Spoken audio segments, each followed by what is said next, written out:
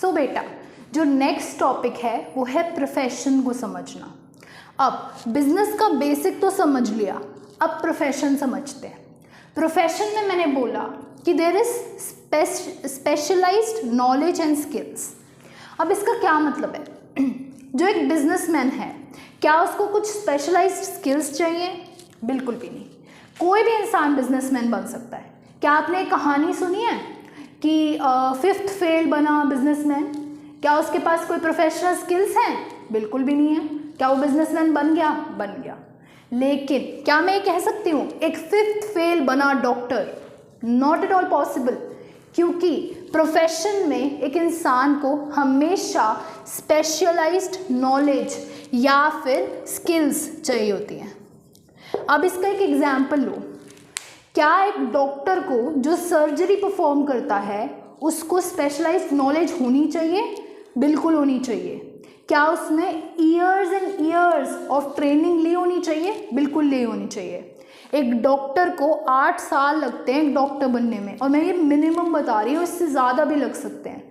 तो 8 साल में वो सब चीज़ों की ट्रेनिंग, प्रैक्टिस, ये सब करता है, तब जाकर उसको रेजिडेंसी मिलती है कहीं पर। ठीक है, तो ये यही दिखाता है कि एक प्रोफेशन को फॉलो करने के लिए आपको स्पेशलाइज्ड नॉलेज होनी चाहिए। क्या एक लॉयर को नॉलेज होनी चाहिए? बिल्कुल नॉलेज होनी चाहिए। उसको सारे के सारे एक्ट्स पढ़ने पड़ते हैं। बेयर एक्ट्स मतलब जो गवर्नमेंट एक्ट्स निकालती है, लॉयर को सब पढ़ने पड़ते हैं, सारे के सारे लॉज, जैसे कि कंज्यूमर प्रोटेक्शन एक्ट हो गया या फिर IPC एक्ट हो गया जो कि हमारे को पुलिस एंड एवरीथिंग से रिलेटेड है। कोई भी लॉ हो गया, लॉयर को उसकी स्पेशलाइज्ड नॉलेज होनी चाहिए, है ना। वैसे एक CA को नॉलेज होनी चाहिए, ऑडिट की नॉलेज होनी चाहिए, या फिर CA को टैक्स फाइल करने की नॉलेज होनी चाहिए। तो ये सारी स्पेशलाइज्ड नॉलेज हैं जो एक प्रोफेशन में एग्जिस्ट करनी चाहिए। एक प्रोफेशनल बंदे को स्पेशलाइज्ड नॉलेज होनी चाहिए। Second point is very important and very interesting, is governed by a professional body या फिर एसोसिएशन भी लिख सकते हो इसको। इसका क्या मतलब है? देखो, क्या आपने कभी किसी इंसान के मुंह से सुना है कि बार काउंसिल ऑफ इंडिया, मैं बार काउंसिल ऑफ इंडिया का मेंबर हूँ? चलो ये नहीं सुना होगा। अगर आप कॉमर्स स्टूडेंट हो, आपको CA का प्रोफेशन पता है, तो आपको ICAI तो ज़रूर पता होगा, institute of chartered accountant of India. ये इंस्टीट्यूट क्या है? ये एक ऐसी प्रोफेशनल बॉडी है जिसके अंदर सारे के सारे CA मेंबर्स होते हैं। ये सारे CAs के लिए रूल्स एंड रेगुलेशंस बनाती है कि सारे रूल्स एंड रेगुलेशंस CA को कैसे फॉलो करने हैं। वैसे ही डॉक्टर्स के लिए मेडिकल काउंसिल ऑफ इंडिया है। अब ये रूल्स किस तरीके के होते हैं? जैसे कि एक रूल मैं डिस्कस करती हूँ, डॉक्टर्स को ऑपरेशन थिएटर में मोबाइल कैमरा ले जाना अलाउड नहीं है। डॉक्टर्स को ऑपरेशन थिएटर में ड्रग्स के अंदर या इंटॉक्सिकेटेड होना अलाउड नहीं है। वो लिकर ड्रिंक करके या कुछ भी नहीं आ सकता। ये सारे रूल्स हैं। ये किसने निकाले हैं? उस प्रोफेशनल बॉडी ने या फिर उस प्रोफेशनल एसोसिएशन में जिसके सारे डॉक्टर्स मेंबर्स हैं। अब कभी आपने सुना है कि एक डॉक्टर का लाइसेंस रिवोक हो गया, मतलब उसका लाइसेंस खत्म हो गया?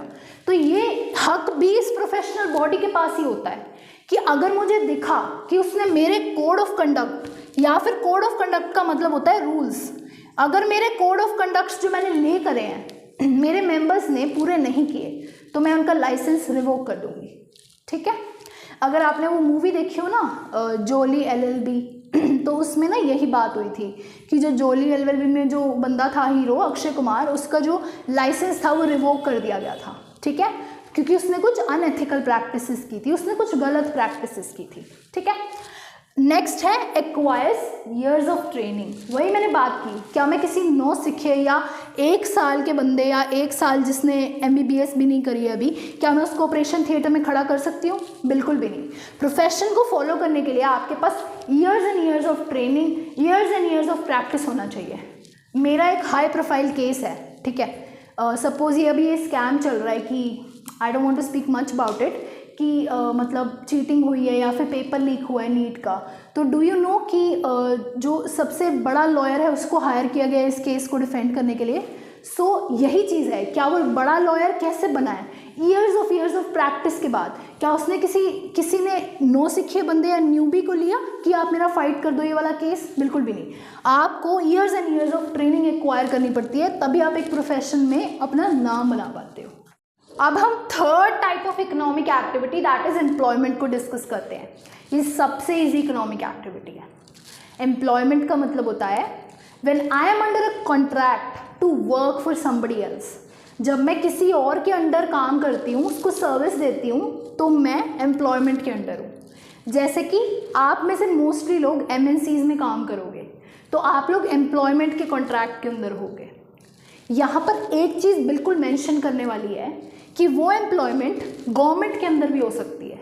जैसे कि गवर्नमेंट जॉब्स वाले, क्या गवर्नमेंट जॉब्स वाले बिजनेस कर रहे हैं? नो। क्या वो प्रोफेशनल है? नो। वो भी एम्प्लॉयमेंट में है बट गवर्नमेंट के अंदर। वहीं पर ये एम्प्लॉयमेंट प्राइवेट ऑर्गेनाइजेशन भी दे सकती है। अब इसके फीचर्स बहुत ही ज़्यादा इजी हैं। आपको खुद पता है कि सबसे पहला, you provide services to others, right?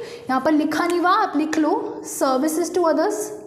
Second is non transferable, मतलब आपका employment is non transferable. Let's take an example. आज मेरा मन नहीं है मेरे को स्कूल जाने का, कि मैं एक टीचर हूँ सपोज, मेरा मन नहीं है मेरे को स्कूल जाके पढ़ाने का।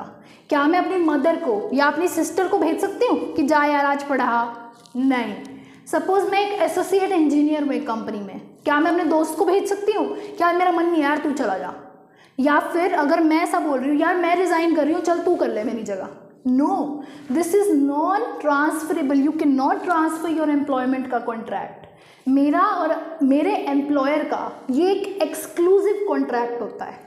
मतलब एक्सक्लूसिव, इसको लिख लो, मेरा और मेरे एम्प्लॉयर का ये एक एक्सक्लूसिव कॉन्ट्रैक्ट होता है, जहाँ पर मैं अपना एम्प्लॉयमेंट का कॉन्ट्रैक्ट ट्रांसफ़र नहीं कर सकती किसी भी इंसान को, ठीक है?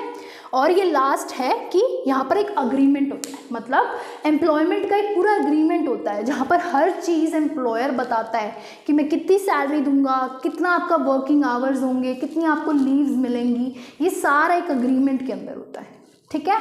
अब हम नेक्स्ट मॉड्यूल में इन तीनों के बीच में डिफरेंसेस को डिस्कस कर लेंगे।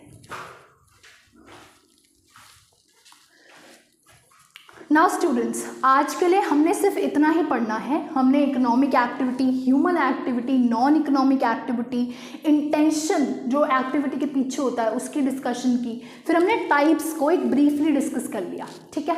कल के मॉड्यूल में हम समझेंगे बिजनेस को और भी ज़्यादा डिटेल में, जो कि हम 2 साल फिर आगे पढ़ने ही वाले हैं, ठीक है? तो thank you so much for watching the video. Please subscribe to my channel, please like the videos and please hit that bell icon, and thank you.